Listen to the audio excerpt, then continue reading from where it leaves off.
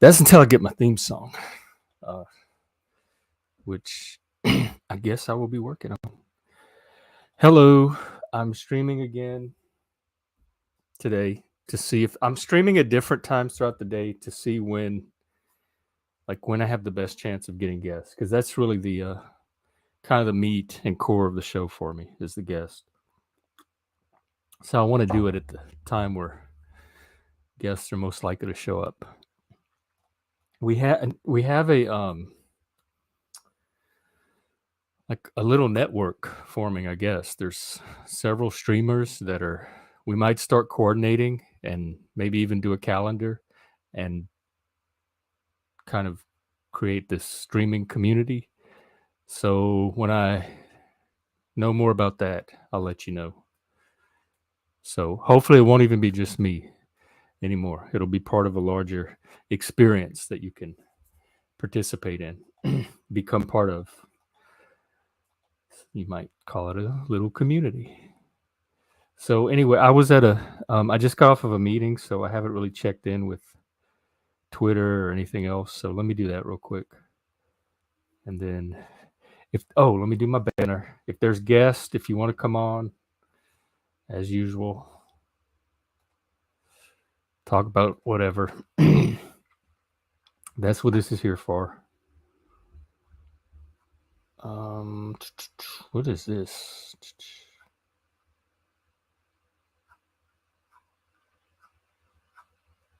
I don't know. I'm getting so burnt out on Twitter. I pull it up and I scroll and I used to see all kind of stuff. I used to spend all day on Twitter, interacting and reading and typing and Twitter fighting, all of that. And now I just scroll and I see nothing. It's just uninteresting stories and it's like filler, like junk mail type stuff.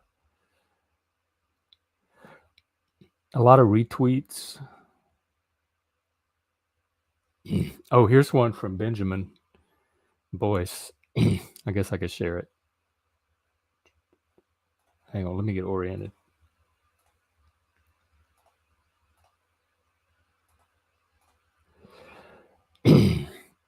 Let's see. Women who want to be treated like men pave the way for men who want to be treated like women. Women who wanted the rights to the same social and political freedoms that men had, which you got. You got the same you got the right to vote. You have the right to work and jobs. You got all of that. Meaningful work outside the home, the vote, an education.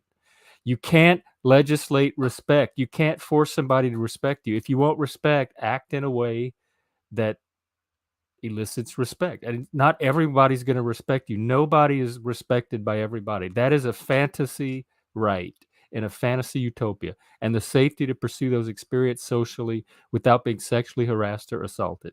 A lot of you have safety. You have call the cops if there's somebody threatening you, call the cops. A lot of the safety is in here and not out there, or a lot of the sense of safety or not. Like if you a woman walking down the street alone and you don't feel safe, that's you. That you're not feeling and there's not a reason for it.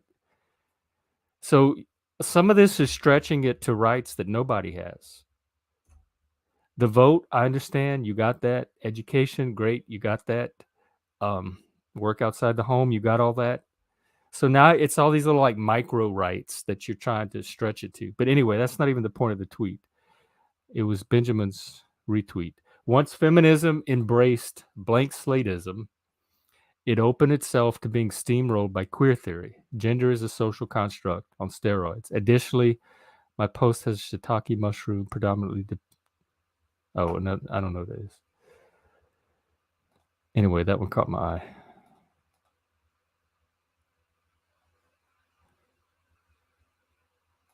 Okay.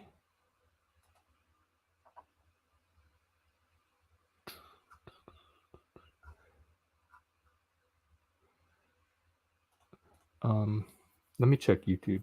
maybe there's clips. Hopefully nobody else is streaming. Let's see. Alex playing with fire. I don't care about him. I don't have a problem with Alex. I just don't really care if I stream against him or not. He runs a totally different type of stream. No, not really anything on YouTube.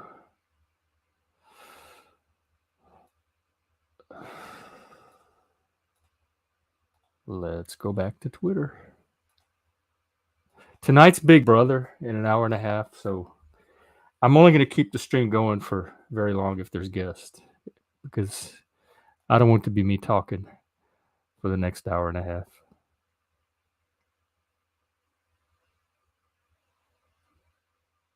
See, this is Twitter. Oh, Alex got the Twitter bird? I follow. It's a tweeter that I follow.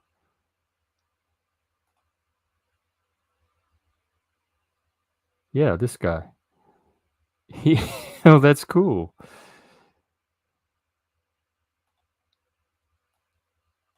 He got the Twitter bird. Okay, good for him. Oh, that's not what I meant to do. Oh, he got to meet Elon? Wow.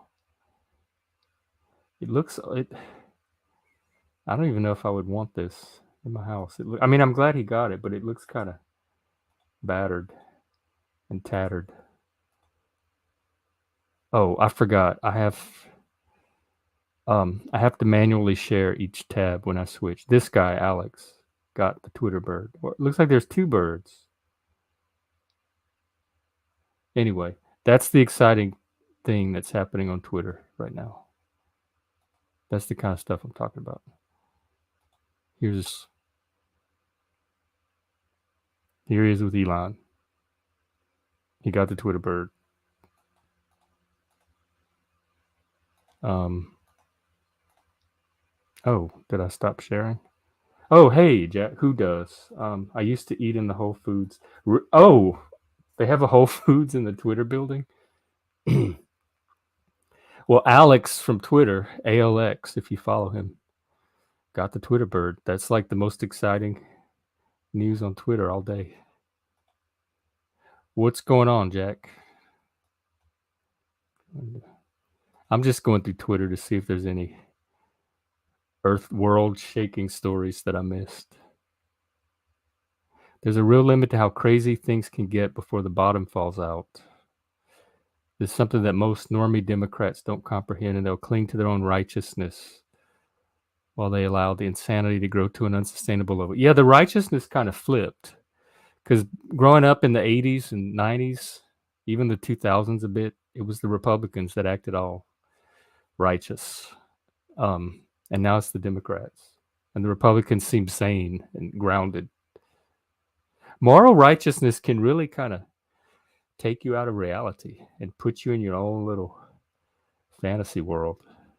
It's more ego. It's like an ego strategy or defense than anything else. You get intoxicated on it, and you get the big head, and you start looking at everybody else differently. Food. Okay. I'm going to stop when the food shows up.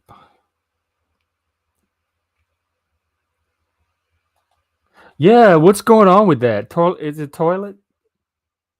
Toilet? Because I saw somebody else in one of the chat. I don't want to tell all your stuff on here, but talking about some email that they had sent you or you had sent, and doxing. It sounded so. These people. It sounded like terminally online, and not enough touching of the grass.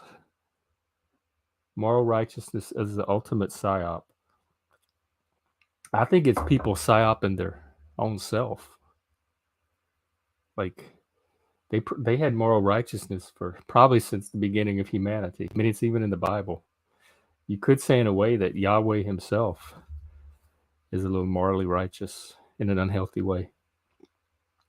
I mean, most good people I know, if you're a good moral person, they just do it. It just comes now. It's just a natural part of who they are. They don't have to grandstand about it, and they don't have to use it to judge other. It's that Jordan Peterson talks about the status seeking, like we're primates and there's a hierarchy. We're always trying to up our status.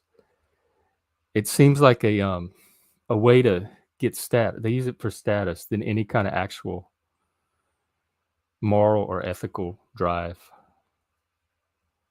I don't worry about if when I'm doing good, because it's not always. Like I say, everybody knows I'm a bad boy. It used to be in my Twitter profile.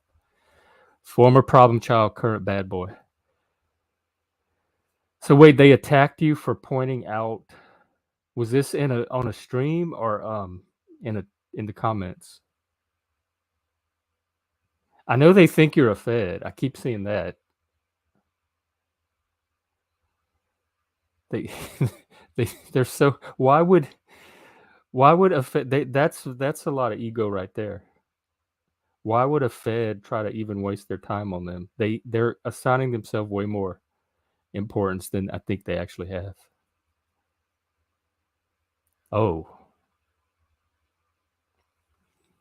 I learned because I was part of AOL back in the 1998. Is when I got on AOL, and I used it for years. And yeah, and that you ask a lot of questions. I do see that too. I don't mind. I ask questions too. I like people that ask questions. That doesn't bother me at all. I like that there's somebody like you on those streams asking questions. But I learned when I was on AOL that internet life and real life are like two separate realities. Oh, I didn't even know you were that old. Well, we were probably we might have hung out in the same rooms. I hung out in the philosophy room a lot. And the gay sex rooms, but that's that the way people communicate online, like if you get in a fight with somebody on AOL, that doesn't necessarily translate to how you're going to interact in reality. Oh, you were 12 on it. Was it the kids version that was locked down?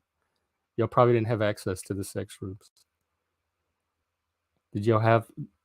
Because they had like AOL created rooms that were official, and then members could create the rooms. So there were like a lot of private member created rooms, and I used to go in a lot of those. They had the atheist room, which was pretty active, and I think the philosophy room, Philo, they called it, was an official AOL chat room.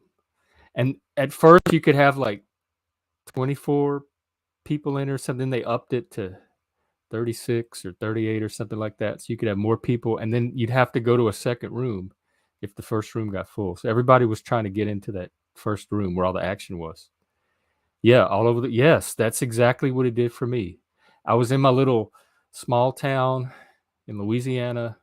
I didn't have a lot of people to talk to that liked talking philosophy, and I discovered AOL, and all of a sudden had people from all over the world to talk about everything with. And I became an addict.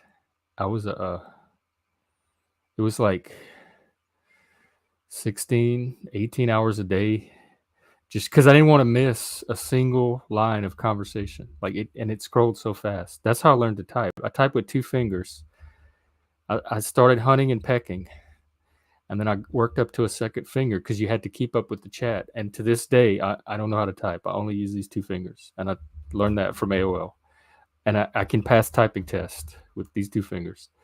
And so I became addicted. I wasn't sleeping. I wasn't eating. I wouldn't go to the bathroom unless I absolutely had to. It was I don't have an addictive personality. That's one of the few things that I actually could say was probably a full-fledged addiction. I lived, sleep, ate, breathe AOL. To the point where it didn't take me long to start. I started meeting people from all over the world, and that's how I ended up in California. I met a guy outside of LA, and he taught me into moving to California. And so once I got there, I started meeting all these people from like the philosophy people. I went to an AOL reunion. This was in 98.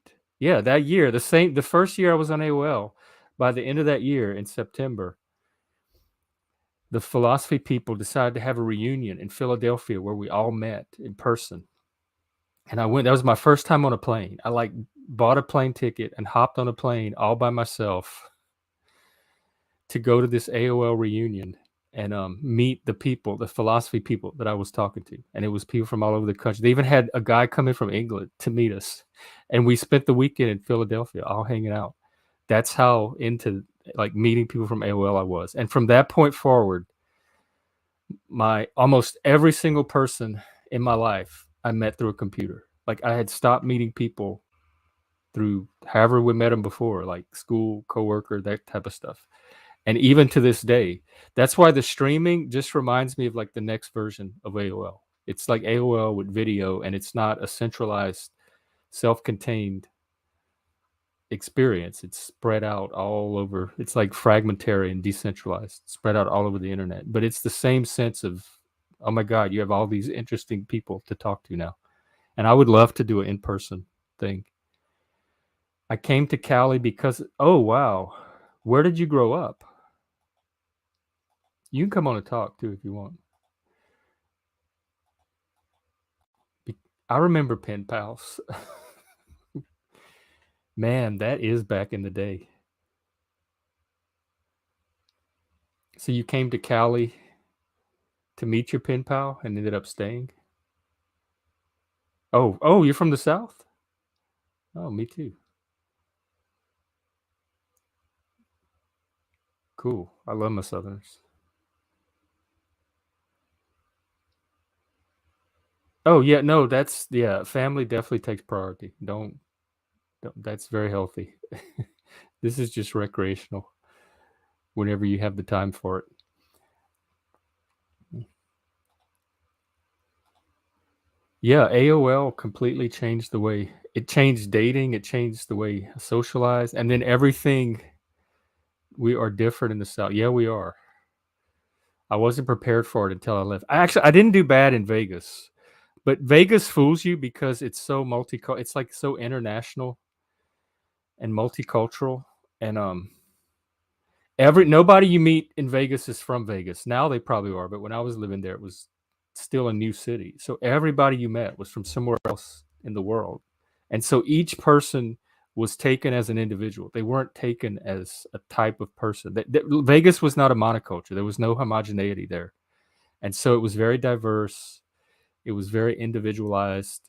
And so I did very well at Vegas. I was just like one more exotic person among many. So my southernness or whatever didn't stand out, and it wasn't a barrier for people. But when I moved up here to the Pacific Northwest, it's like a fish out of water. Like I stick out like this, and people treat me like a freak. I get marginalized. They don't know what to do with me. The social style. We are the last straight talking people. That is one thing I like about my Southerners. Hey, Chris, I met people from AOL as a teen too. It was fun back then. Yeah. And then it was switched to, well, for me, it moved to gay.com, and we had a whole, like in Vegas. Oh, okay, cool.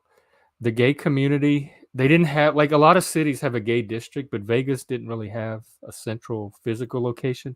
So the online community became the gay community.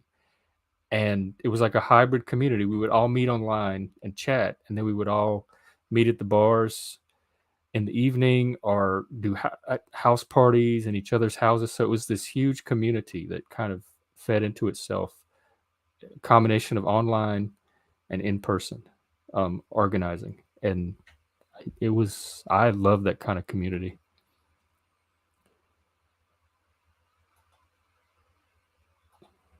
But people tell me that even in the South, it's starting to change. I don't know if it was Chris that told me, or maybe you or somebody on one of the streams said even people in the South are starting to be more like reserved and conscious about how they talk and not wanting to give offense and that kind of stuff. I can count on my Southerners to be very blunt. My mom was telling stories when she came in about my great grandmother, who I met, but I didn't know her real well, about how blunt she was. And I know where I get some of it from now. She's like, you got your haircut? That's the ugliest haircut I've ever seen. You gave me another purse for Christmas. You give me a damn purse every year. Like she was that blunt. Like, oh, I love that lady. I miss all that. Like that's the kind of bluntness that I need. I went back home. Is it a small town? My friends from the South, it's kind of a smaller city, and it got flattened by a hurricane during COVID. So there's almost nothing there. It's like half the population it used to be. And they said that they're dealing with problems they've never had to deal with before, like homelessness. Like there's people that hang out in front of the grocery stores on the sidewalk. And we always had like one or two maybe around town. They'd push a shopping cart here, but now there's like multiple homeless people, and they go in the stores and they take food, and like nobody knows what to do. They call the cops. The cops don't know if they're supposed to arrest them. That's just an issue they've never had to deal with before, and now it's even hitting these small towns. I'm sure the drugs are too, the meth, the fentanyl, whatever else. Because even when I was living in them, there was a drug scene. I was kind of on the periphery of, because that's where we would get our psychedelics and weed and stuff like that. But they had more hardcore drugs too, because we were on that I-10 corridor between Houston and New Orleans, so there was a huge drug market on all the little towns on that corridor. Let's see. I was the most blunt and the most polite. Well, you definitely are polite, or you seem polite. Yeah, I had like one foot in it, but one foot not. That wasn't my. I was in college at the time. I had a whole other life outside of the drug crowd. But then the people I would hang out with, a lot of them that was their whole lifestyle. And I didn't do the hard drugs anyway, so it was easy for me to just keep just on the edge of it. People not treating family right. I don't know. The South's always kind of struggled with that. That might be a class thing. Yeah, pills too. Drink and pot, and then pills. We used to do the pills in Vegas at the part, like painkillers at the house parties, just for recreation and muscle relaxers and stuff like that. But I don't like painkillers. I don't see how people get addicted to them. I only take them if I absolutely have to, and then I make them give me the lowest dose possible. And there's only a certain type one I can take. I don't remember which one that has the least effect. I hate the way it makes my body feel, my brain. I hate that painkiller feeling. Your friends lost themselves to drug and alcohol. Did it get better in Cali, or was that more drugs and alcohol? Or was there a scene outside of that you could become involved in constructively? I know pot is addictive. I did it for 8 years, every day, multiple times a day. I just quit last year. Hadn't even been a year. And looking back, I don't know how I smoked as much pot as I did. Because you're in, well, I don't want to say where you are, especially if people are trying to dox you. Yeah, they were like that in Seattle too. But in like a very dehumanizing, impersonal way. You were just you. They didn't interact with you at all. It was very isolating. People in the South, at least where I was, kind of live and let live too, just in a different way. Like I never couldn't not be myself in the South. I was still openly gay. I still wore all my gothic T-shirts, and like I had my purple mohawk, all that, and they left me alone. Like people didn't really bother me much. It was just a different kind of leaving you alone. But they were friendly to you at the grocery store. They would talk to you at restaurants, and if you went through the drive-through, they didn't. It wasn't this cold, impersonal service. So the service is definitely different between the South and up here, because it's reversed. Because in the South, you're the customer and they're there to serve you. Up here, you are there to make their job easier. Like everything's centered around the service worker and their comfort. And the customer is like at best a nuisance that the service worker has to tolerate to do their job. And so everything's set up to like maintain and manage the well-being of the service worker. It's the same everywhere. You stand out, people get upset or jealous or just don't want. Yeah, I've had that my whole life. Like even in my own family, I was the oddball, the black sheep, and I just ignored it. I'm not really sensitive to that to begin with. I'm kind of oblivious to all of that. So I'm very.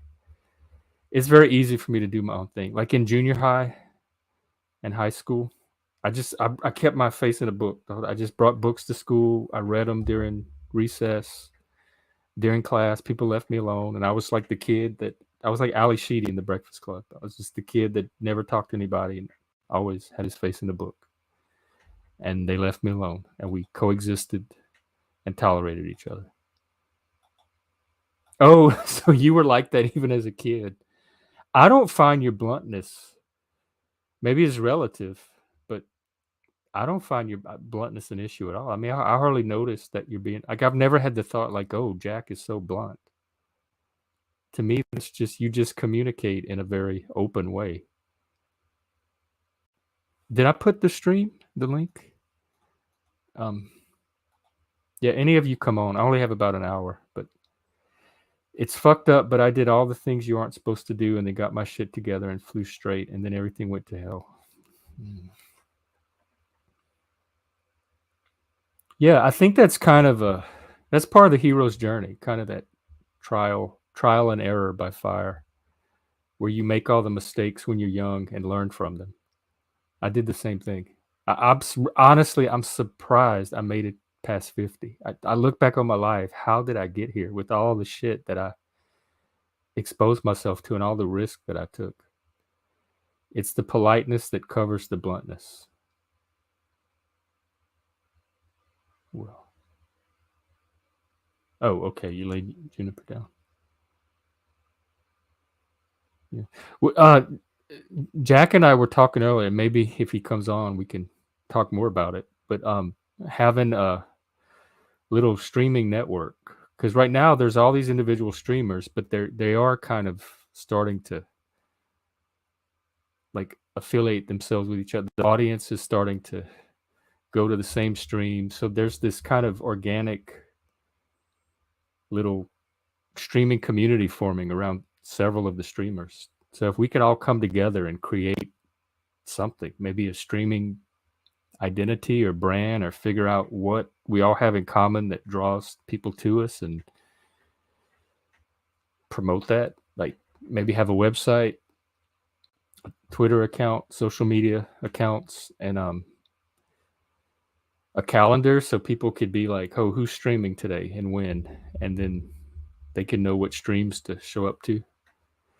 If we get some of the bigger streamers involved, that could be like get some anchor points. That was kind of P.F. Young when he was starting his community, had a vision of like everybody's a tree in a forest with vines, and we have our own little network or ecosystem, but they're all connecting to all the other trees around us, and it's forming a forest.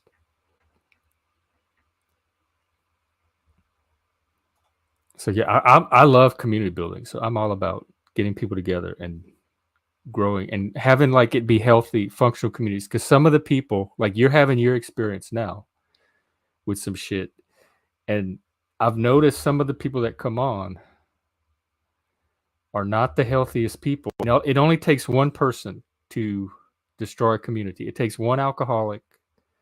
It takes one borderline, one narcissist, and they can't do it alone. There's a dynamic that forms, like a codependence or an enabling dynamic that gives that person the support and empowers them to continue being in the community, and then they like eat it from within. I've watched this happen so many times in my own groups, in other groups I've been a part of, communities I've been a part of. Here is Chris. What is Hey, what's up? What's up? Oh, I think I gotta switch my sound thing. Hold on. Oh, because you're I was coming supposed to do that. in. There we go. Are we on for tomorrow? Yeah, Did everything should be on. you- I mean, as far as I can tell, it's pretty easy to share the screen with the Zoom thing. So it does. I already have it loaded on my Plex server. I just gotta play it and share screen, so it should be pretty easy. My upload's pretty fast here, so it shouldn't have any Okay. issue. Okay, I'm excited. I tried to announce it. Say 6 or 7. I work tomorrow until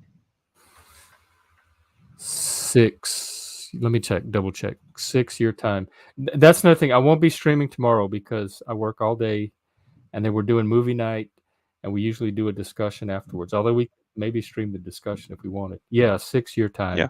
Let's do I'll be let's free. stream the discussion. Sounds good. Yeah, 6 sounds good.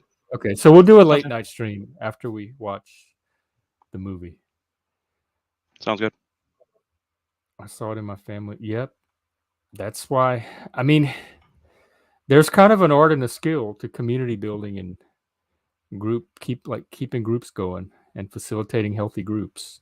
And that's one of the things that I try to do.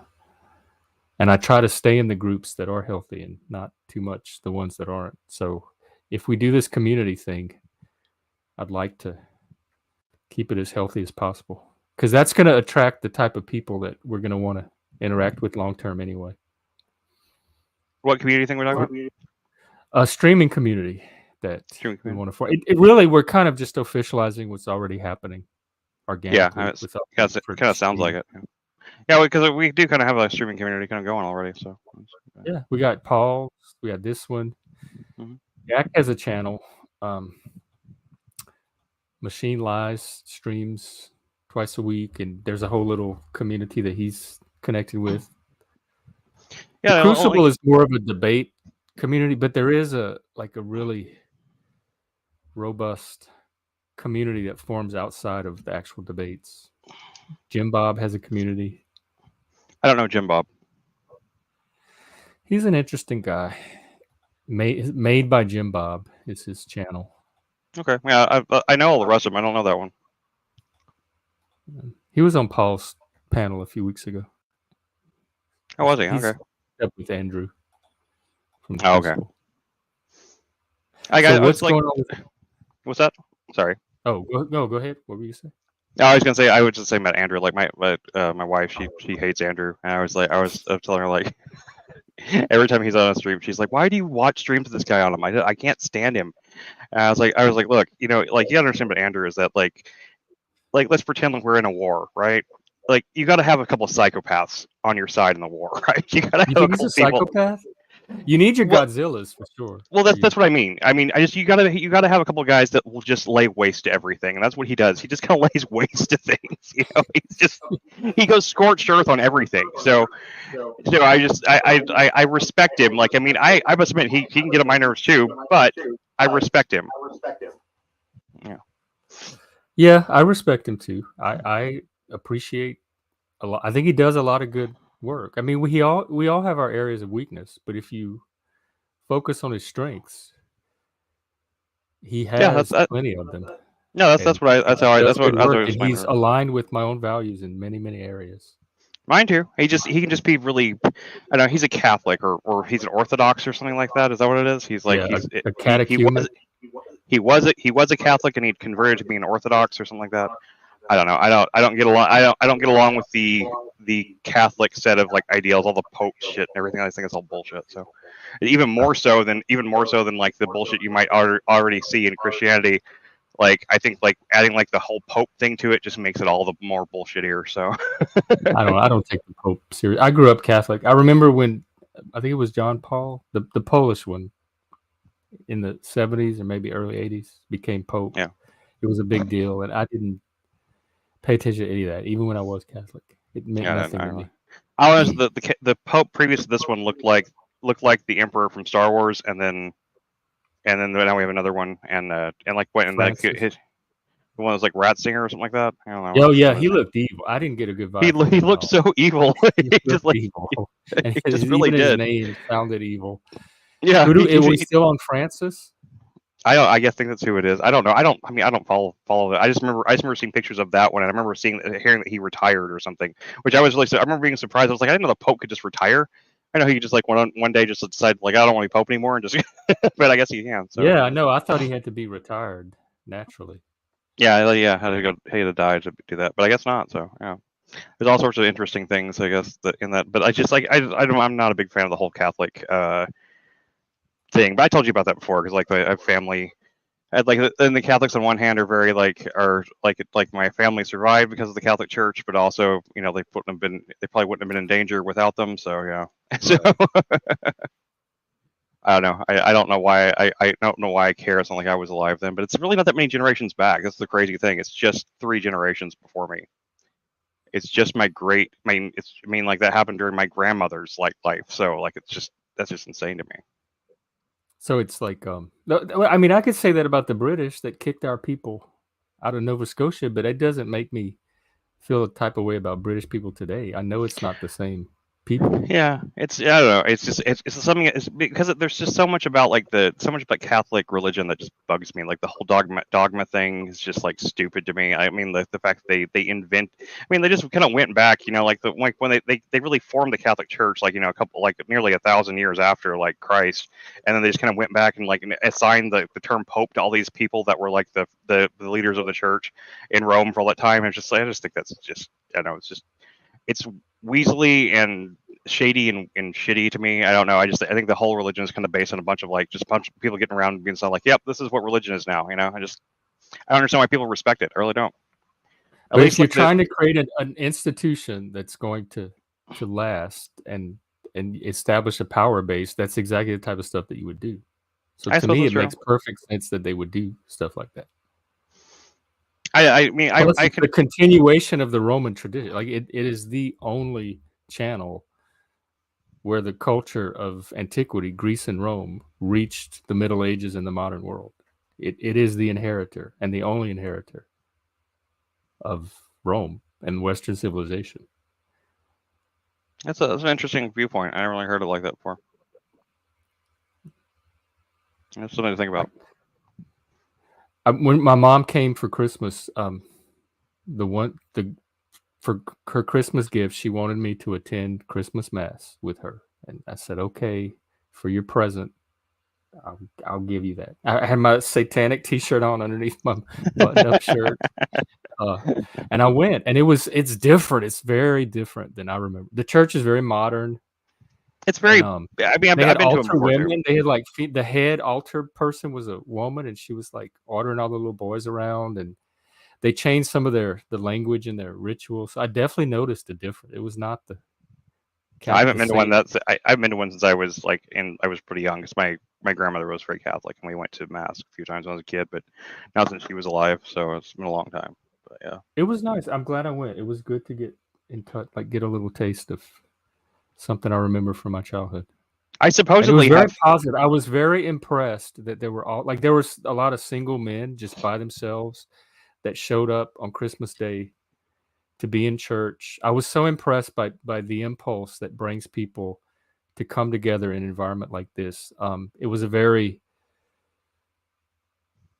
like they're there to try to make a positive difference in their life in society. They're there to try to create something good, some kind of good form of civilization with other people. I was just very impressed by the Like, motives that brought people to church on a Sunday.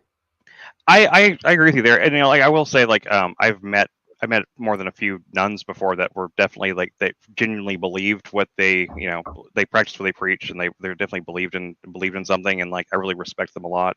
I mean I'm sure there's priests like that do. I just haven't met many of them. Yeah, there's just plenty of people in the Catholic Church that are good people and like that are there for the right reasons. That at least like even if I might not agree with the doctrine of the church, like it doesn't mean like I think they're bad people. I think there's a lot of really good people, and they do. And Catholics in general do a lot of charity work, and they do probably more than just about any other organized religion on the planet, as far as I can tell. Yeah, and all the And hospitals, even up here in blue state, liberal Washington, most of the hospitals are Catholic, yeah, no, Catholic that's so run. much. I think there's one that's Swedish. We have hospitals that we have in Dallas. We have a few Catholic hospitals, and we have a few that are just like college based hospitals, like Baylor and Parkland's just a city hospital. I think it's the county hospital, and then we also have a children's hospital that's run by the Scottish Rite Masons. So Oh, I don't know much about the Masons. it was like a pet research topic for me for a while. It's an interesting thing to look into. I don't actually believe the Masons are evil or anything like that. I think I there's a just lot of thought it was really like an old man's club, like the Elks.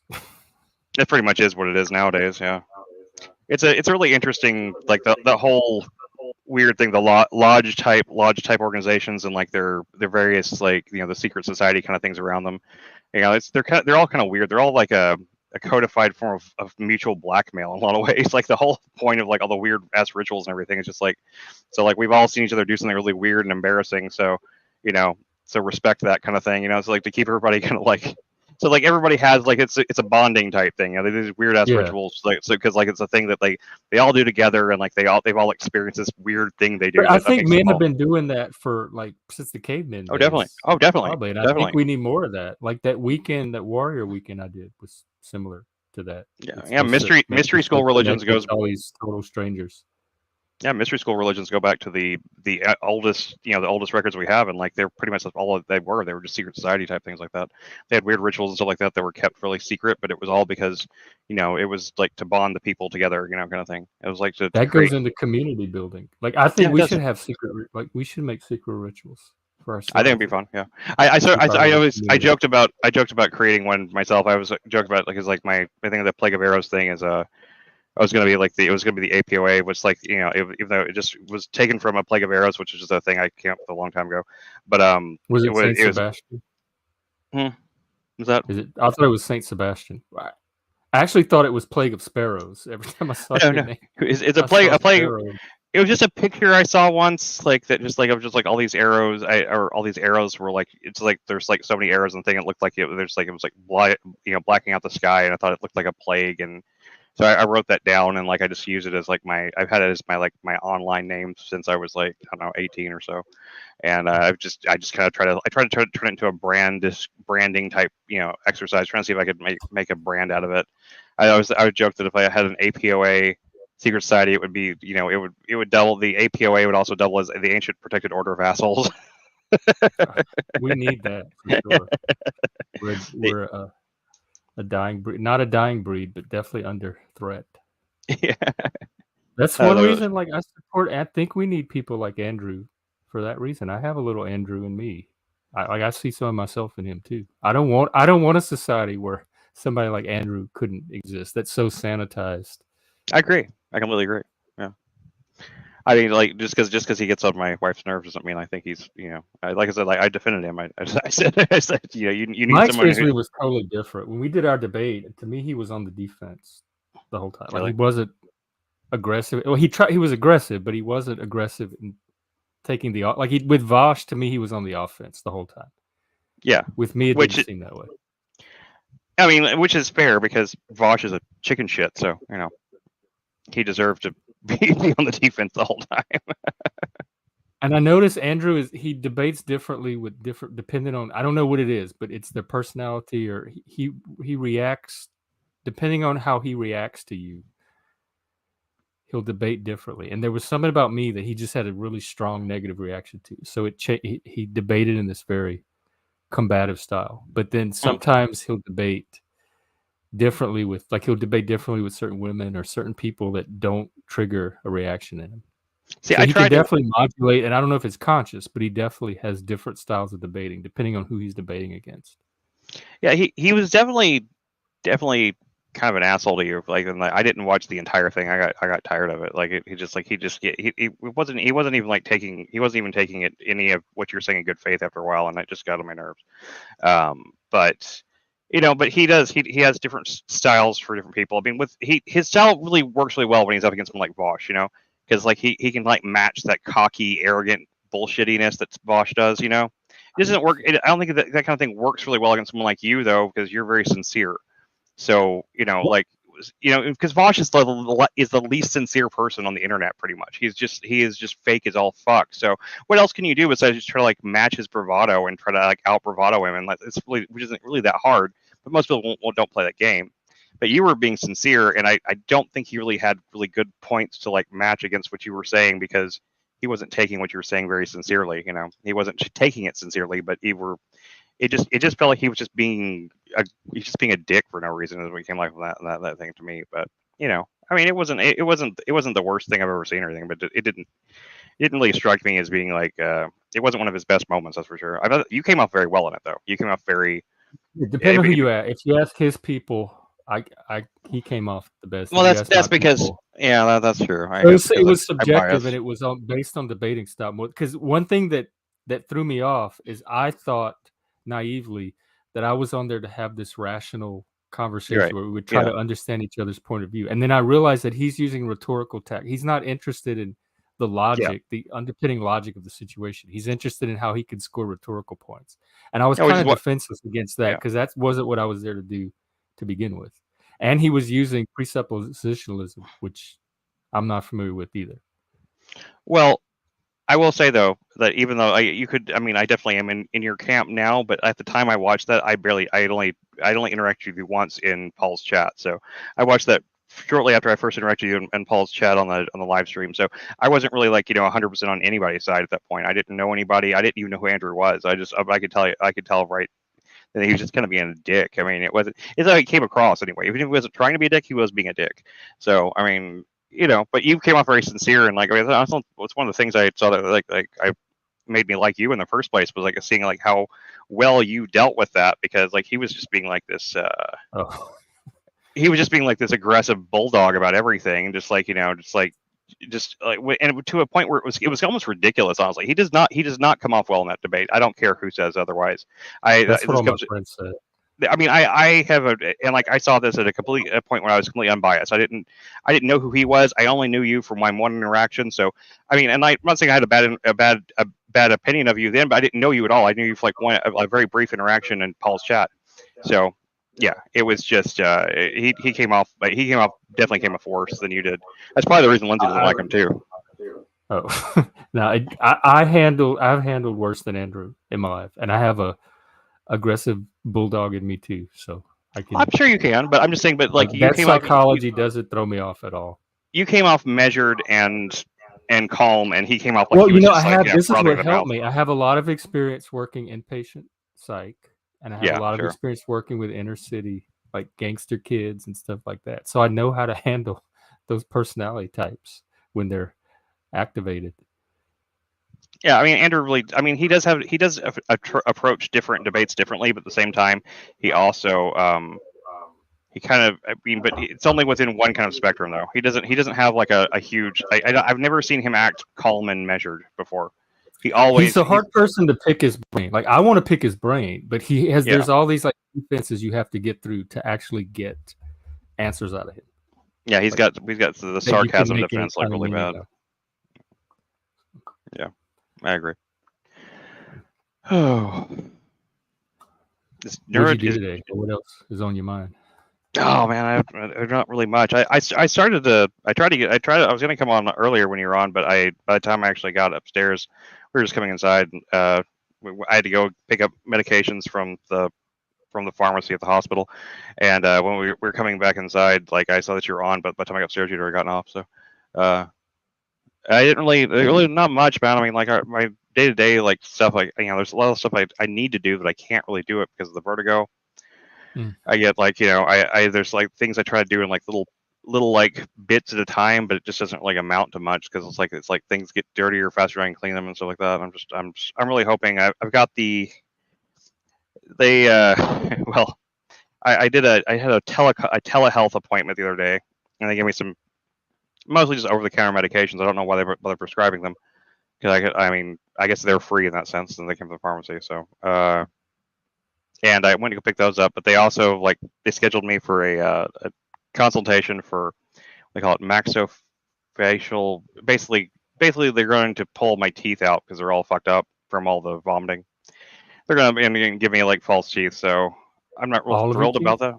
Probably, I mean, like I've got rot in all of them, so I mean, like it's just what happens whenever you puke that much, and I do so. Hopefully they will also be able to give me something that will. I mean, like because like they gave me like this. I've got these nausea pills that I've had forever, and they help a little bit, but they can't really they don't really do anything to stop the vertigo. So like even like it can kind of calm down your nausea, but it can't really keep you from like you're spinning. So eventually you still throw up anyway a lot of times. So I don't know. I don't know what good it's going to do if they can't do anything with the vertigo. It seems like they're kind of like putting the cart before the horse there to me. Like Mhm. it seems like we should be doing the dental surgery thing like after they can address the vertigo thing. I'm wondering if the vertigo is somehow bacterial related though, because like the antibiotics they gave me for the pneumonia, um, like when I took the last of them yesterday, and so I didn't take any today, and like the whole time I was taking them, I felt like this burning in my inner ear, my ears in general, like my ears were hurting and stuff, and like I also felt it in my jaw and my face for where the teeth is. So I'm wondering if like the antibiotics were like fighting like that bacteria in those areas, like that might be causing like the vertigo or something like that. But it's like it's gone now. Like that feeling disappeared once I wasn't taking them anymore. So I don't know. I'm kind of looking. I'm looking forward to getting like this rest of this medical stuff resolved if it's possible to do so. Yeah, So I mean, I hope so too. it would the dizziness is like it's just like screwed my life up more than I can even express. It seems like it's a silly thing, right? It doesn't sound like the kind of thing that would like just wreck your life, but being constantly dizzy, man, that's just like it's not something you even think about being something that could happen. Like I certainly never thought of it being something that could happen. I never thought that like of all the things that could happen to me that I'd get like permanently dizzy as like a disability. It's just like not something I ever imagined was possible. So it's messed up. There's so many things that can go wrong in life, right? Yeah, and you're still able to work through it when you need to, or it's not like completely debilitating you I mean, because you're still able to get things done. I can get some things done. I mean, I can't clean very well. Like for one thing, I can only stand up for like, I mean, sometimes depending on like the moment or something like that, I might have like a good hour of like on my feet time, maybe. And that's on a really good day. Before like the dizziness like gets too much and I start like stumbling. And then like, I can usually kind of sit down like this, but even like I can get dizzy just like sitting here sometimes.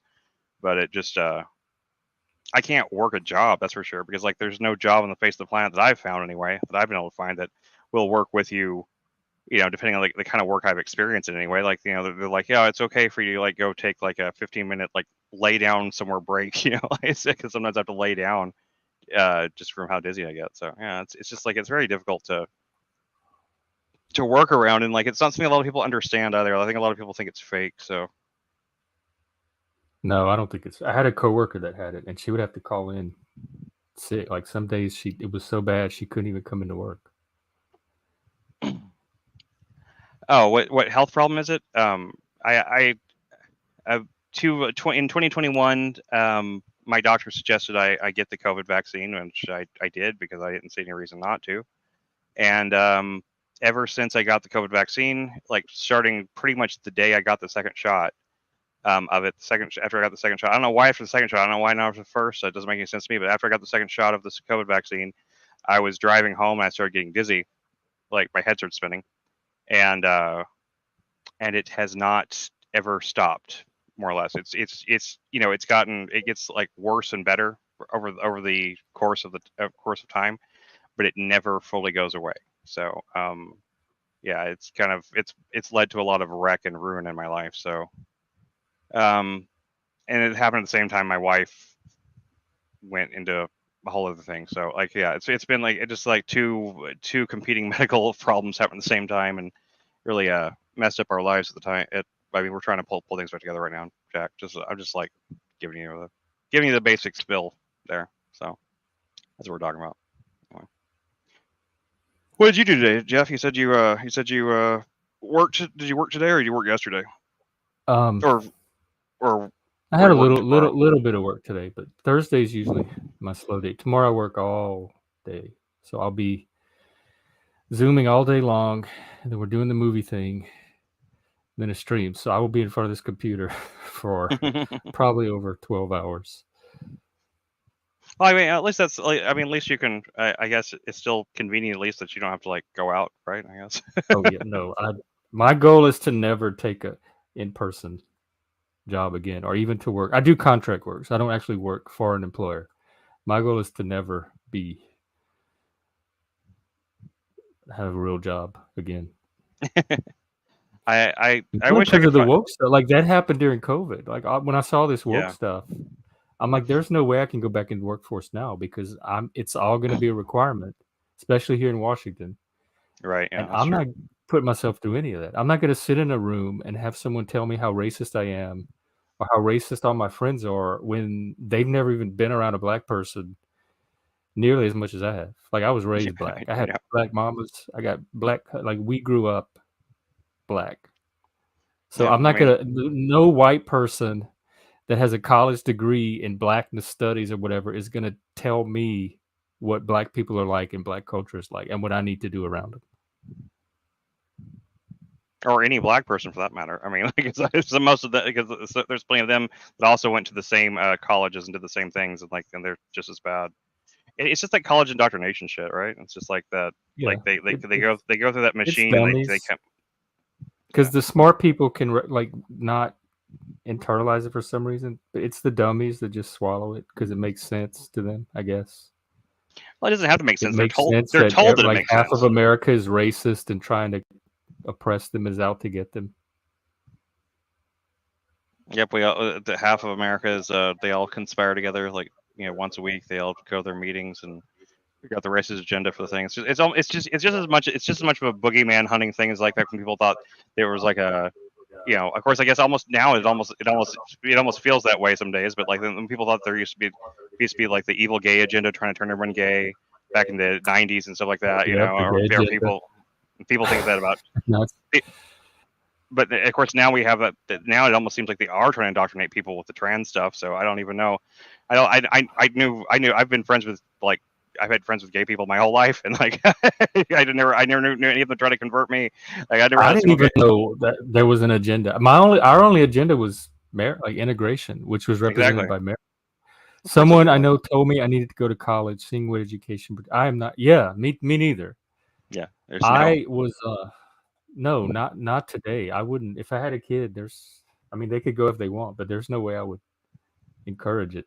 I Yeah. I was in college in the late '80s, and I lasted like a year and a half If because you even want, back then, if you want bad. to be a doctor or a lawyer or something, yeah, go to college. But it's Go it's go to. it's in the medical schools and the law schools now. Like you I even know it in is. medical and law school, you're gonna get indoctrinated. You could, but there So are then there what are kind of law there or are medicine are non-woke you gonna ones. There are non-woke ones, but you have to research and find it. But I mean, like there's ones that like they're probably Catholic or Christian based or something like that. But they would be less woke, I'm sure. So some of them would be. You have to look into it. You have to go visit the college and find out. But that's the only way you can become a doctor or a lawyer is if you get a degree. Pretty much anything else, like if you want to be an artist or something like that, don't go to art school. Don't. Yeah, I wouldn't recommend it anyway. there's no more humanities. It's all sociology now. And social Yeah. justice has taken the place of what used to be the humanities. Yeah. I don't know. I don't college degrees used to mean something to me and they don't anymore. When people tell me what degrees they have, that's nice. I mean, I almost Show I me what almost went you know. I almost went to film school because I wanted to learn from the people that ran that film school, not because I thought it would get me a job in the industry or anything like that. Because I actually wanted to learn about filmmaking that on that level, but I couldn't afford to go, so I didn't need to go. I got into like a really hard to get into school and couldn't afford to go there. Well, it is what it was. Yeah, Vosh By is the a way, sociology degree. Yeah. the Sorry, what? it says Vosh? he said Vosh is a sociology degree, and he's a total Oh well, midwit. there you Yeah, yeah, go. yeah, Vosh. yeah, Oh, you're yeah. getting the comments before I am. Yeah, this Cascadian Anarch, I started following him recently. He puts out some interesting Well, come material on if too. you want to, Are Cascadian. yeah, you can come on if you want. Are you in I'm in Washington State. That's part of Cascadia, Oh, is that? but I'm not Anarch. I hope you're not the ones that are busting up the windows on May Day or burning down the Starbucks. Because there's different types of anarchs, right? There's ANCAPs. There's actual anarchists that want to tear shit down. Right. There's like what's his name? Michael Malice is an anarchist, but he's not that kind. So he's a pretty cool guy. He seems like I haven't met him, but I mean he seems pretty cool. You're They see much used to about that? have. I talked about this the other day. They had a Anarch coffee shop here in Seattle at one point. It lasted. It seemed like a few years. What does that mean? It was run by this collective of anarchs, and they like all the employees were anarchists. They shared all the profits. That there was no real owner, and they had like when you go in, they had all this anarchist literature and pamphlets and books. They would have meetings there. All kind of people could hang out there that would normally not get to hang out at the Starbucks because they get kicked out. So it kind of drew the counterculture. Still But sounds like it other has. than that, it was a normal coffee shop. I don't remember if I know you had to pay, like so you had to use money. They weren't ANCAPs, but you Right. I don't know if you like if they had set prices or if you just they had suggested prices that they didn't seem to care if they weren't like really there to sell coffee. They were there more to promote anarchism and be this collective. So for anarchs trying to run a public facing business, they pulled it off pretty well. Like they showed that anarchs can come together and pull off a coffee shop. I It was guess called Black Coffee. I guess I wasn't familiar. I didn't realize the anarch idea was different from anarchy. I thought an anarch was an anarchist. I guess I'm sorry. So I That's apologize why to I want Cascadian. Cascadian. If you can't come on today, please come on one day because I would like to know more about this myself. Yeah, certainly. I would like to know about it. There's always new ideas that I'm always happy to get exposed to. So The anarch separates himself from. Maybe I'm an anarch and don't know it because maybe I so. mean I'm a Satanist, which is the rebel archetype, but I'm more tactical and strategic in what I direct that with. I still value Western civilization, and I'm not ready to tear it down. Yeah, And I still would prefer capitalism to any existing form out there. Oh, about anarchy. or maybe it's like rational anarchy or something. I don't know. I mean, it literally I'm seems gonna. like there's. It certainly seems like it almost sounds like a competing ideas, rationalism and anarchy, but still. Most of the ones I've talked to lately are the libertarian ANCAPs, and they make no. They're as much in the fantasy world as the woke are. I agree. I haven't really talked to many of them, but I've seen plenty of ANCAP videos and stuff like that. I've seen people like from the ANCAP perspective, and I just I don't get it. I don't see like what it doesn't sound like a coherent philosophy to me at all. It just seems. I'm on Wikipedia and just kind of getting an overview. They're referencing Immanuel Kant. He identified 4 forms of government, and anarchy was one of them, which he calls law and freedom without force. Which, yes, but it takes a certain type of people to live in that kind of society that's can be counted on to self-regulate and have an internal locus of. Which is rare in I general. think that's kind of what Plato tried to do with the philosophy. I mean, he had a class of people that could be trusted to do this, but not just anybody can live in that type of society. It takes a very advanced person with a lot of advanced moral sense. If you had a way to get everyone on the same page and have them all actually believe the thing to their heart, then you could actually make socialism or capitalism happen. If everyone's on the same page and all actually really believed in it and actually was going to do it, one of these it'll never happen. ideologies that an idealized view of human nature. Yeah, if you had the human nature that could adapt. The only reason capitalism works is because it accepts man's greed and the fact that people are going to try to screw each other out of things, and that's by incorporating that into the system is the only reason it ultimately works. Because greed is a manifestation of that status drive that shows up even in the animal kingdom. So it recognizes our nature as primates and mammals. Exactly. Like without anything that depends on this idealistic view of human nature is just fantasy, man. It's just like, I mean, I would love to believe in a world where socialism could work, but it's just not going to happen. I mean, if anarchy is law and freedom without force, I'm definitely sympathetic. I don't like being told what to do. I don't think I need to be micromanaged. I'm an adult. I agree with that. Yeah. I don't need people telling me what to do. I can determine that for myself. So in that sense, I'm at least sympathetic to that ethos. I'm sympathetic to that's the weird thing. At least one of the weird things about myself is that I'm sympathetic to all those ethoses, in general in terms of like what they want to accomplish, like what the actual goal of like socialism or communism is actually beautiful ideas, but only if everybody actually believed in that sort of thing. And like there's people, and you actually had to include that there was people that really that wanted to be janitors and wanted to be people that picked up trash, like that. You have to have a society where everyone actually believes in it so much that they're willing to take those roles and do them happily, and everyone will be happy with that sort of thing. I just don't believe that kind of world is possible. I think it's a beautiful idea. It's like the anarchy idea is a beautiful idea. I just don't see how it's going to ultimately.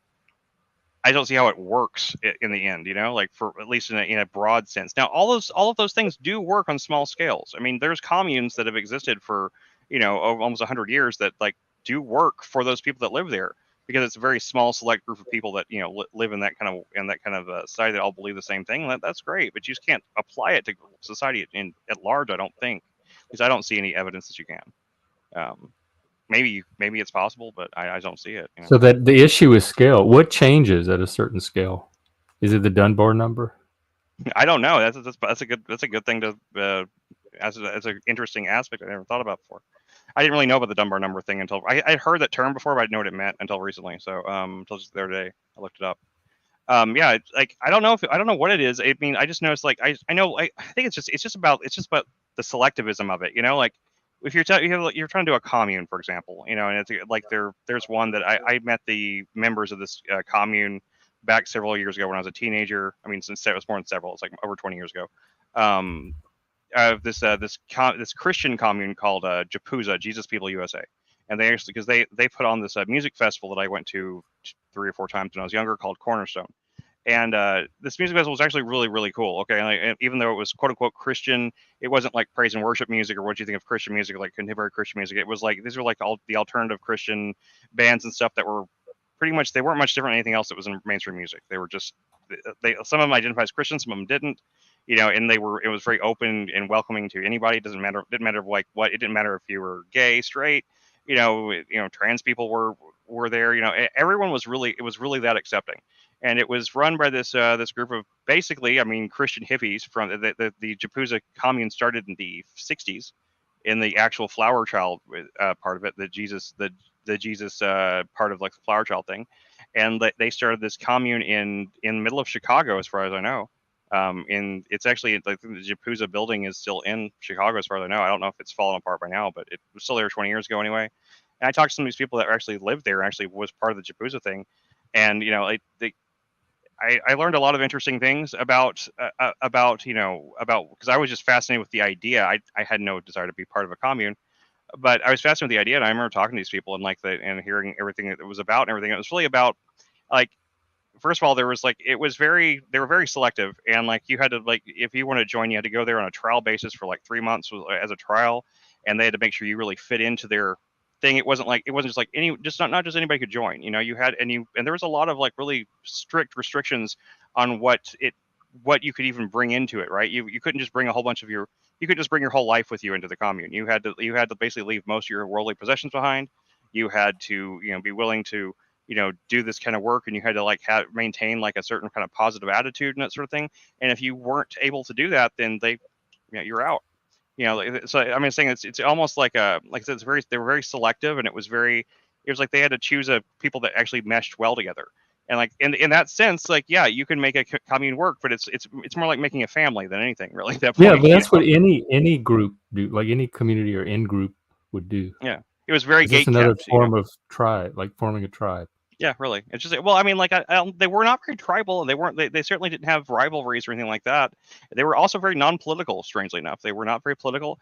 They believed in they believed in Christianity in like a spiritual sense. They're all really nice people, and they also very adamant of the fact that I they did not recommend that anyone tried to live in the commune for more than, I think, 5 years was like that they in certain circumstances there's people that got to live there up to 10, but like after that, like they recommend that everyone moved on after a certain point. They didn't think it was right for people to like live their whole life like that.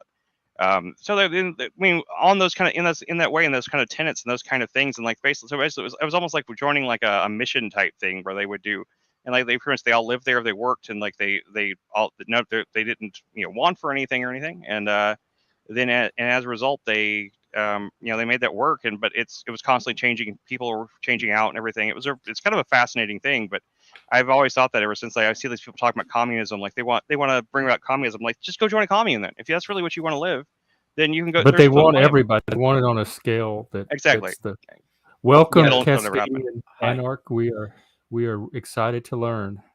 Oh, thanks. Yes, definitely. Oh yeah, it's just the whole Anarch idea that just came about like earlier in the year when I was reading a little bit of Ernst Jünger. So he got his idea from Max Stirner's egoism, which is just like being a free individual and just being self-focused. So the Anarch, I mean, it'd probably resonate with Jeff a lot, but the whole idea of the Anarch is just this free individual that doesn't really support the system. So they're pretty much against the system, but they also understand authority.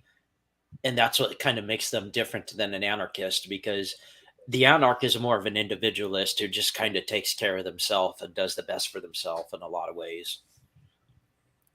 What is their objection to the system? And what exactly is it? Any system or our current? Well, it just kind of parallels Junger's life itself, because he fought in World War II. I mean, in World War I as a German soldier. And then later on, when Hitler came to power, he opposed the Nazi regime. And then he had to flee to France, and then he came back to Germany after the war. And he never really liked any of those governments because he wasn't a fan of democracy. He wasn't a fan of liberalism, but he also was not a big fan of fascism either. So he just kind of went his own way. Yes. Yeah, I do relate to that. Yeah, I do too. Yeah. What? Yeah, it comes from his ahead. book. It comes from his book Umswell. I could send you a copy of that after this. I'd like to see that. Yeah. As long as it's not in what- German, what- I can't read it. Are you an anarch? Do you consider yourself an anarch? Just because of the way I currently live, because I'm not I don't necessarily want to be a loner, but I'm just kind of stuck that way because I live in the city. So there's a lot of unsavory folks around here that I tend to stay away from. So outside of my relationship and my family and the people I play sports with at the gym, I do kind of keep to myself a lot.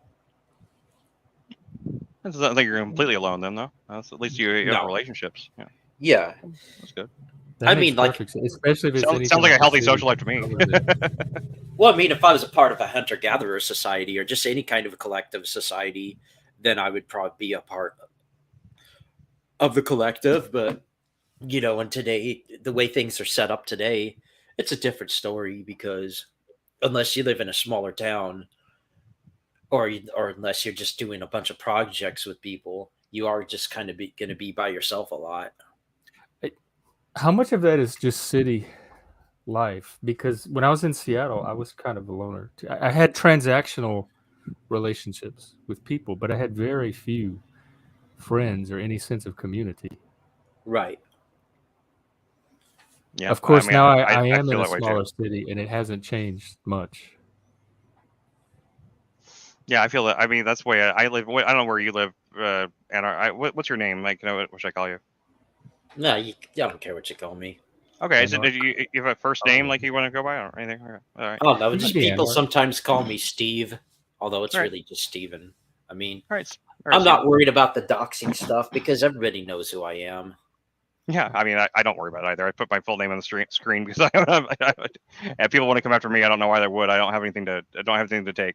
The same with me. Like, I'm not part of an organization or a group, so there's nothing that people need to really like, other than me maybe saying some controversial stuff online or talking to controversial people. I'm not really doing anything offline that would really warrant that much attention. Yeah, I feel the same way. Same here. Yeah, even the stuff I do online, I don't think anything we talk about here is really all that controversial, really. But yeah. Anyway, but no, I was going to say though. So I don't know what city you live in, but I live in Dallas, and so I know what you mean. Living in a city like this has its advantages, but also yes, there is not much of a sense of community around me, anywhere. I mean, I can't even speak to most of my neighbors because most of them only speak Spanish. So, and I, despite being half Spanish myself, do not speak it. So, well, I live like in the capital of my state, and the downtown area is very small. And most of the people I run into here are mostly homeless people and drug addicts and delinquents that hang out at the bus station. Yeah, I hear you. Sounds familiar. That's why I don't socialize a ton, because If you're in the city, I think you are. You are in a hellscape, from what I hear. I can't blame you. I just have a friend that left. That oh, it city. used to be not so bad around here like several years ago before I moved in here, and then the homelessness and drug issues got really bad because they decriminalized drugs in my state, and Right. everybody who voted for that thought that it was going to give these people rehab, but nope. Did Yeah. this start there? Like I was in Seattle for a while during COVID, and it got really bad during COVID. Like after COVID stopped and you went on the streets, it was like a completely different city at that point. Well, yeah, in Oregon, it just got bad even before the pandemic. Right. The decriminalization when that took place in what 2021, Yes. something like that. 2021. Yeah. Yeah, I remember reading about it. I never heard anything. You know, it's one of those things that I kind of wondered that I kind of figured it probably didn't go that well, but and I figured that was definitely had to be the case since I never heard any news about it after it happened. The decriminalization happened. There was never any no reporting about how great it was and how people's drug usage was down or anything like that. It seemed like if that's the case, then it must be going really badly because like Yeah. the media would be bragging up and down about how decriminalizing drugs changed the city for the better and everything if it really did anything good, because like they certainly did that whenever they legalized weed, because weed at first, I think legalizing that seemed to help. It gave like all this tax revenue and all this stuff came in, and like all these cities are doing so great, and so you heard about it a lot, but you don't hear about the decriminalization of everything else in Oregon. So yeah. Right. Well, and that's the thing is like even across the bridge, you only really see the only homeless people you see are the ones that are camping next to the river, because once you go further out, you're not going to see any of them in those areas because they don't really offer any services for those people. So that's why they're over here. They don't Wow. even serve them. They don't even serve them. It's just a revolving door to keep the funding going. At least here in Seattle, What do you mean serving them? they don't do anything to actually help them Oh, right. out of homelessness or help them with their addiction or help them off the street. It's just Yeah, a like- number for like their over- reports. They're just over here because they get free food offered to them in certain spots. So they're just mostly here to get their meals and a couple other things and to go to the dispensaries and things like that. I mean, like, so they legalized those drugs. That means you can like legally go buy like meth or something. You can legally go buy cocaine or something like that. I mean, what do they do? They Is it just decriminalized, I think. I don't know if They they decriminalized don't it, have but like cocaine shop, but I do think they Yeah. legalized psilocybin mushrooms. I'm just curious. I have no idea. I've never heard anything else about it except for the fact that they're decriminalizing it. And I have no idea what that Okay, so entails. I think decriminalizing means that you're not like you can get arrested for selling it or having a large Okay, possession of but not for having just like a personal use amount, right? But like if you're the user and you have a personal amount that's small, they're not going to like arrest you for it or throw you in. Small amounts of heroin and other street drugs. So yeah, that Okay. Yeah, I didn't know if that meant that the dispensaries like I probably knew like the dispensaries were giving people crack or something. I don't know. So I had to ask so I could make sure I wasn't just being completely ignorant. Yeah, when it's decriminalized, it doesn't mean that like people are allowed to sell like crack or heroin, but it also means that if you get caught using it, you're not just going to get thrown in jail for that. So it seems like they probably decriminalized it mostly just to like cut down the number of like overnight like just because they probably had so many drug offenses they'd process anyway. They probably had too many to bother dealing with like the people that had small amounts of drugs on them, so they just decriminalized it so they didn't have to worry about that anymore, right, more or less. Yeah, but what it does is it causes a lot of people to end up on the streets. Oh, I'm sure. I'm not saying it's a good. I'm just trying to figure out like the logic of like doing that. Like what's the point I of don't doing think it's logical is all myself. It probably isn't. Yeah. I mean, but there may be like an intuition behind it or some non-rational motive behind it. Well, the thing with a lot of stuff that goes on, it sounds logical on paper because you see, some guy with a degree says it's logical, or somebody who went to the college says it's logical. But then when you put it into practice and see what the results of it are, it's not the same thing. I mean, honestly, I think it would Yeah. be better if they better instead of just decriminalize it, they should have like legalized it, made it like what was federally regulated, like they do with like weed and stuff like that. So at least like at least it wouldn't be dirty shit, and like at least the people that are hooked on it wouldn't be getting as sick. Probably. I'm not saying that either one of these situations is better. I'm just saying that seems like it would have made more sense than just do the decriminalization thing they did, just like making it where it wasn't illegal to have it, possess it. It seems like I at think least if they that might bring them up against some federal issues. I know. I'm just saying at least it just seems like a half measure, like it seems like you're going to do that, just do it all the way, just like, Well, that's what Seattle did. Before we got legal weed statewide, they decriminalized weed in the city of Seattle, and so you could do it. You could possess it, and they even had like a little underground weed market that you can buy weed from certain dealers, but it wasn't sanctioned. But they didn't go after them either. Yeah. But on your point, Mike, I mean, Chris, the heavy regulation might not be such a bad idea, just because one, it would force the products that the users are using to be cleaner products. That's what I said. Yeah, that's what I was thinking. Yeah. And two, if you heavily regulate something, that means that you can't sell, that they're only allowed to sell a certain amount, or they're only allowed to operate during certain hours. Like, because they do that over in Portugal. What's that? Oh, what kind of Anarch are you? Yeah, what kind of Anarch are you, I guess? I'm just joking. Portugal has open drug market. Amsterdam, too, and I heard that's going to shit. I heard the Portugal one. I heard it got bad after they changed it. Like the way they were doing it originally, I heard that it was going really well, but then some other administration came in and changed the whole thing up. So like now it's going to shit. It's causing a lot of problems now. But I mean, my understanding was that for at least 10 years it was going really well in Portugal, and now it's not. Now I don't know anything about the Amsterdam one, because I know that weed's been legal forever. I know most hallucinogens. I don't know about like things like crack or meth or anything like that. But I mean, I don't know what area that you're going to legalize hard drugs and it's going to flourish and gentrify and improve. Well, I think like what Steve was saying, and like what I was trying to say is like, if at least it was heavily regulated, you could like, it would be, you're getting like the scumbag dealers, like they would actually go to jail for selling now. It has to be done through like regulated like shops and everything, and like of course it's going to raise the prices up. It's not going to be as cheap or easy for people to get high, but it will be cleaner and probably more potent to a degree. And that could be problems for like heroin and meth maybe, but at the same time, like, okay, I'm like I've said before, I've done pretty much every drug there is to do at one point or another. I never got addicted to anything, and I just kind of experimented with stuff. But back whenever I did meth, it was back like literally the stuff we used to get in Texas was that stuff like you see in Breaking Bad. Like it was like blue like that. We actually got that blue meth like that. And whenever I did that stuff back then, it definitely kept you awake. It definitely got you high, but it didn't turn you into a crackhead, and it didn't it's going to do what it does to people these days. Like I've seen people that do meth these days, and it seems like a totally different drug to me.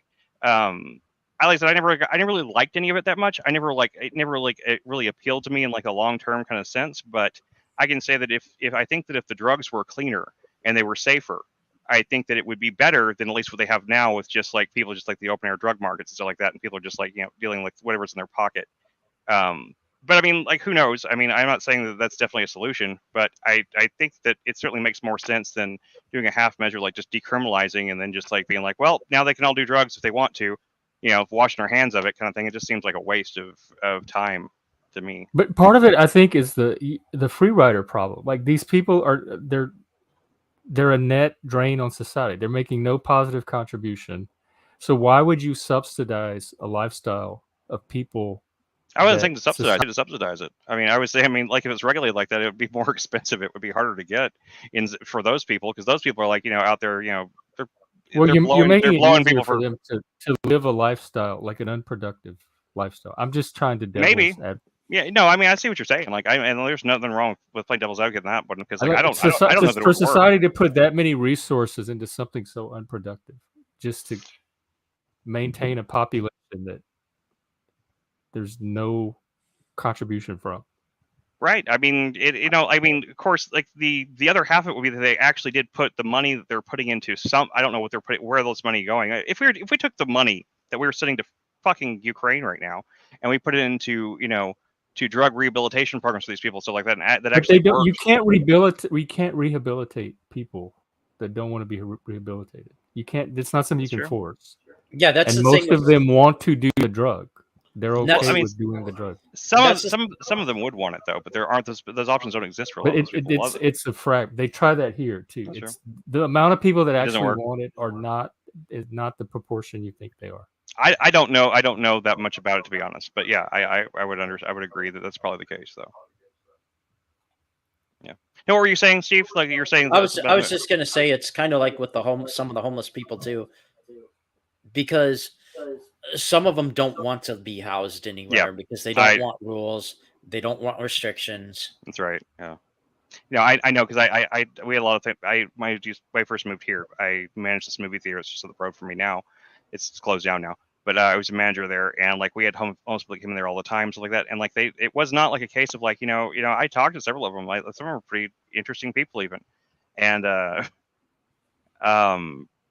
they didn't want to live in a house. They didn't want to be housed. They liked their tent city they had out, which is all been It's raised a now. lifestyle for a lot of Yeah. people. The drug use is a lifestyle.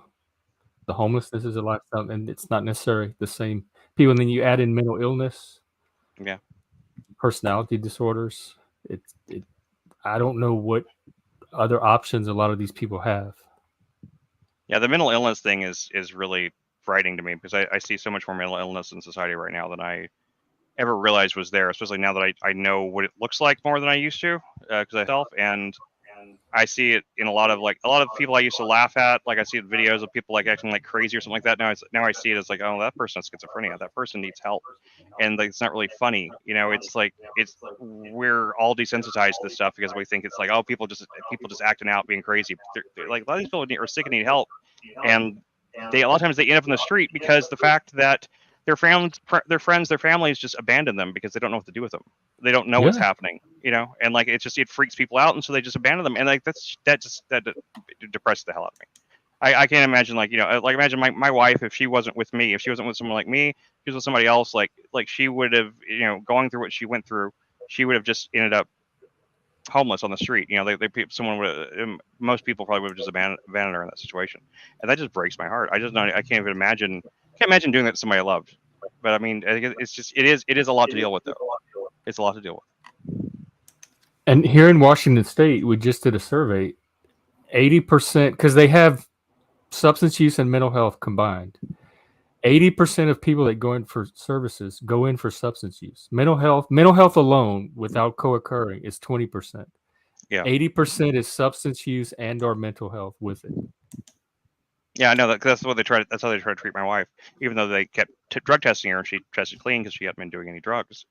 But they kept sending her to these. They kept sending these places that were supposed to be mental health hospitals, but they're really just substance abuse clinics. And so they didn't know how to treat someone that just had schizophrenia. They only knew how to treat someone who had like math psychosis or something. Like that's all they knew how to do. I've worked in this inpatient site. It just I don't understand why they didn't know how to treat schizophrenia because I've watched it be done before with the right medication. I don't either.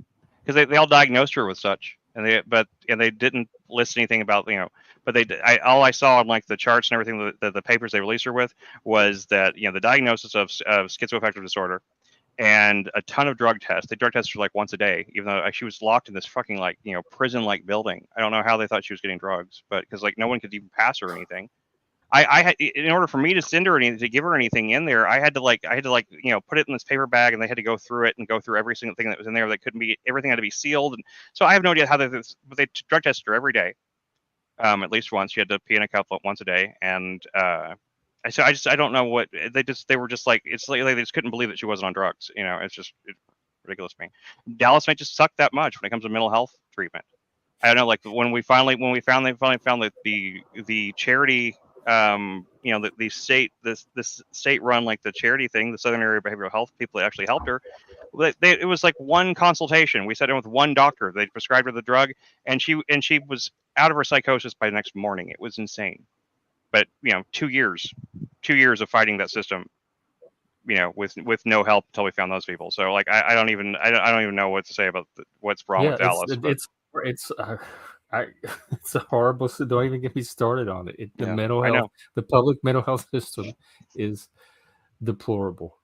I have about 10 minutes left, and then I have to break for an hour. So I want to see if Anarch has anything they want to say or Yeah, definitely. I'd like educate us. to. I'd I'm like to hear still more. interested in Anarch. Yeah, hearing more about Oh, Anarchy. I was more interested in hearing your thoughts on your beliefs, because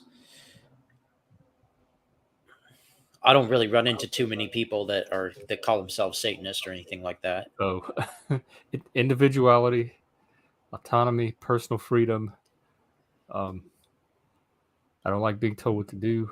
Self-determination. That's a big one. Freedom of speech. Anti-authoritarianism. Did So you it's have those, did you have those much values. did you have much experience dealing with religious fundamentalism growing up?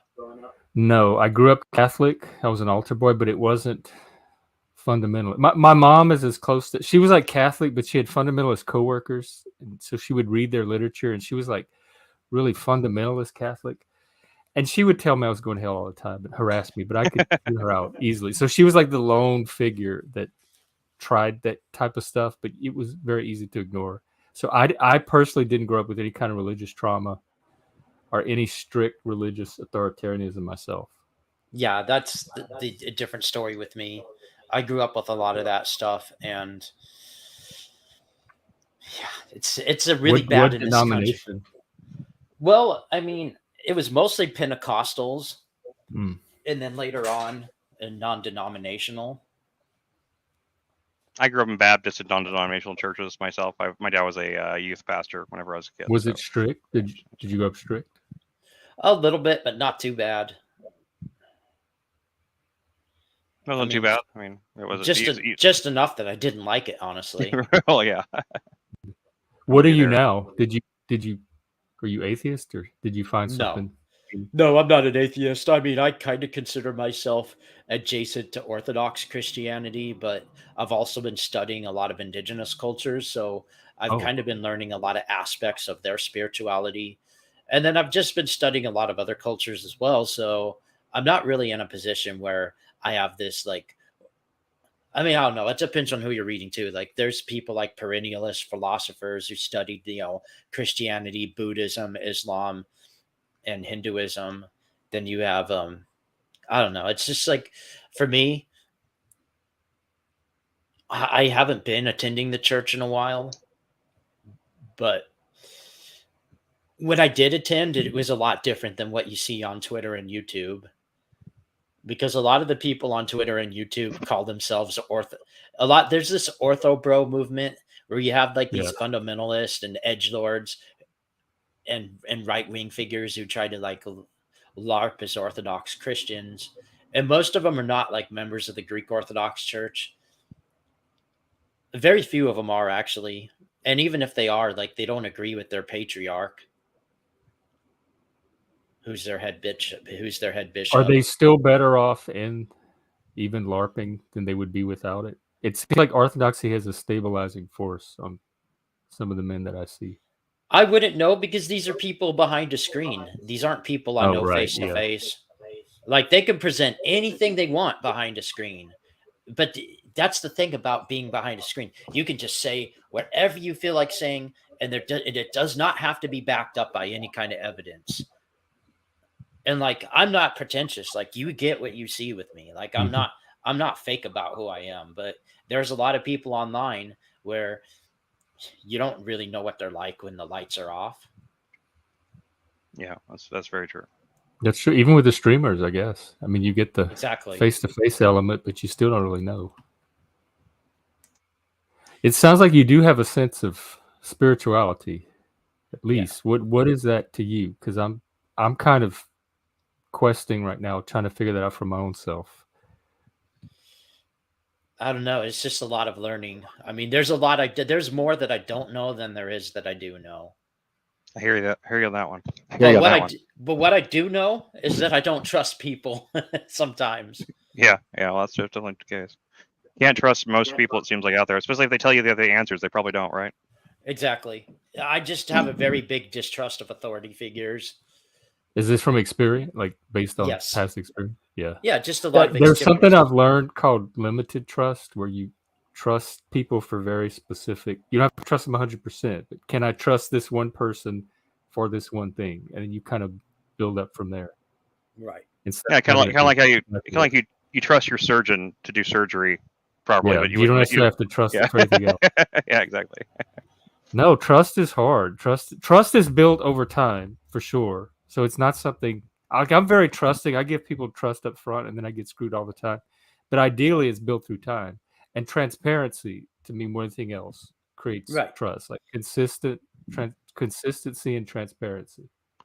Yeah, it's just my issue is I don't trust liars. So like if somebody makes a false statement and I can find proof that they were being dishonest about something, I immediately lose trust in them. That sounds sane to me. Yeah, it sounds completely sane. Yeah, but most people don't do that. Most people will just take what they hear at face value and they'll be agreeable and they won't question anything. Well, how do they resolve the cognitive dissonance? Because if somebody's telling me a lie, then all of a sudden, like everything stops making sense, and the math doesn't add up anymore. So how can they just overlook the discrepancies and the dissonance in the narrative at that point? Because to them it's not a lie. It's a true statement to them because they don't want to look at anything else. They have a very narrow worldview where they're just only looking at what's in front of them, and they never just stop and think, oh, well, what if this person's wrong about this? What if that person's wrong about that? What have I not looked into? And unfortunately, there's a lot of people out there that just think like that, where they don't really want to look that deeply into things. Yeah, I think that's true. I think cognitive complexity is not for everyone. No, it isn't. I had a friend. I feel like it should be, but I had a friend that sat me down one day and said, "Jeff, let me explain something to you. Most people want to coast through, like they don't want to think, they don't want to problem solve. They just want to wake up in the morning, coast through their day as smoothly as possible, and then do it again the next day." And that's such a form. I can't relate to that mentality at all. But he assures me that that's most people out there. It is absolutely most people. Least resistance. Yeah. Mm-hmm. That's absolutely most people. Well, even offline, I mean, a lot of people that get drawn to drama don't want to talk to me anymore because I just don't buy into their bullshit. Like, I don't really care about what's going on with them because I've just kind of learned that you solve your problems on your own, and you don't just go and gossip about it and complain to other people. Like, instead of complaining, you take care of it. And a lot of people don't want to take care of their problems, so they just want to complain to other people and just whine and bellyache. And I don't really care about that stuff. So they just kind of leave me alone and just avoid talking to me altogether a lot of times. That's probably for the best then. Yeah, you're filtering, you're LARPing as the Dookie of Burgundy. Who is this? Oh, somebody from my audience. You're filtering them out and you're filtering yourself out of the drama. Yeah, he's somebody from my audience. Oh, okay. Well, welcome, LARPing. I have to end it soon for an hour, but I think I'm going to come back on in another hour. And hey, what time are you gonna come back on? Like, well, I'll come back on. It's Big Brother. It's double eviction night, so I can't miss. I really have to. Oh, that's fine. I'm just saying. I said, what time would you be back on? I just want to know so I can set alarms. I'll remember. I don't know, like 9. I'll set it for 9, 10 after 9. It's 9 here. It'll be 9 here. It'll be 11 your time. It'll be 11. Let's say 11:10. Okay. Are you gonna come? In and out, come back on, Steve? You come back on, Steve? I might be busy with other things, but I'll hop on the chat if I catch it. And I stream almost every day. I'm not going to stream tomorrow, but I stream almost every day. So you are welcome to come on anytime. Oh, thanks. If you want to come watch Barbie and discuss it with us tomorrow, we're going to be doing that. So. Yeah, we're watching the Barbie movie. Taking the plunge. It's got a lot more to discuss in it than you think it would be. It's a very strange movie. Oh yeah, I can imagine. I was actually going to go see that on a date with somebody, but that never materialized. Well, my wife wanted to see it, and I wasn't exactly excited to go see it. I was like, I just thought it was, I didn't expect it to be what it is, which is just one of the strangest pieces of movie I've ever seen. It's not coherent in any way. It's one of the most incoherent, strange, and almost surrealistic things I've ever watched. So it's definitely worth a discussion. So anyway, I guess I'm going to go ahead. I'm going to go and make sure. I'm going to go and check. I was downloading a better copy of it earlier, so I'm going to go see if that's doing on my other computer. So I'll talk to you guys. People are showing up. Imperial Crusader. Hello. There's other people showing up. Where? Yeah. Probably showing from up in the chat. It doesn't show up in my Oh, chat it though. I showed don't on see it. mine. Weird. The last thing I Oh, see is like maybe whatever. I'm on StreamYard. I'm looking at the StreamYard comments. Yeah, I did. Oh, just- okay. He's I streaming did to his that. channel. So Oh, they're I coming see. from- I see. Yeah, it's mostly didn't- just so you can get more subs. I didn't Yeah, even no, see that. I appreciate that. That's Okay, awesome. well, I we'll didn't do it. know you could do that. I didn't know you could do that. That's Yeah, cool. you can have multiple people can stream to their own channels. I think it gives you, I don't know, 3 or 6 or something. So people are welcome to stream this if they come on as a guest to whatever channel they have. So we'll do it again. It was great talking. I hope we get into more stuff down the road. Yeah. And Go watch Big Brother. I'll see you. I'll I'll see see you in everyone an in an hour. hour, and if not, I'll see you at another time. All right. All right, See you catch you later. later. Bye. Steve, good to meet you. Good to meet you Good to too. meet you, Steve. I feel like I need to play out the music. All right, let me do a little play out. I'm just going for an hour, so I'll be back after an hour. Maybe we can get more guests. Okay. Take care, and see you when I see you.